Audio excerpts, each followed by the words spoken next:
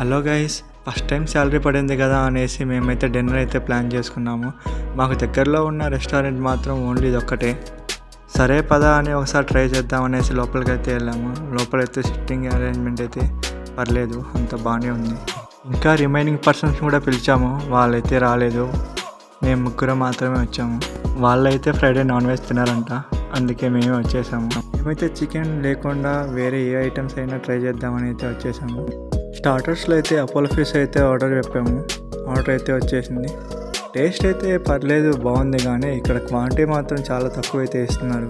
చూశారు కదా, నాకైతే 4 పీసెస్ మాత్రమే వచ్చాము. ఓన్లీ 3 మెంబర్స్కి 12 పీసెస్ మాత్రమే వాళ్ళు ఇచ్చారు. అలా మొత్తానికి స్టార్టర్ తినడం అయితే కంప్లీట్ చేసేసాము.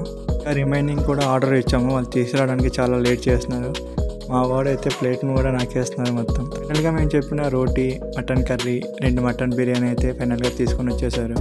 మాకైతే బిల్ వచ్చేసి ముగ్గురికి కలిపి 1800 అయింది. మటన్ కర్రీ టేస్ట్ బాగుంది, కానీ క్వాంటిటీ అయితే చాలా దారుణంగా ఇచ్చాడు.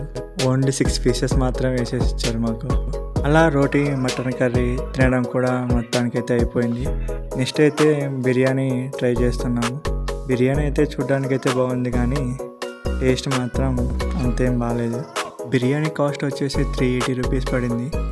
బిర్యానీ ఎలా ఉన్నా కూడా మొత్తానికైతే మేమైతే లాగిన్ చేసాము. ఫైనల్గా ఇది కూడా అంతే, క్వాంటిటీ అయితే చాలా తక్కువ ఇచ్చేసారు. మీకు ఎలా అనిపించిందో కామెంట్ చేయండి. నేను తినడానికి మేము పెట్టిన డబ్బులకి వర్తేనా అని.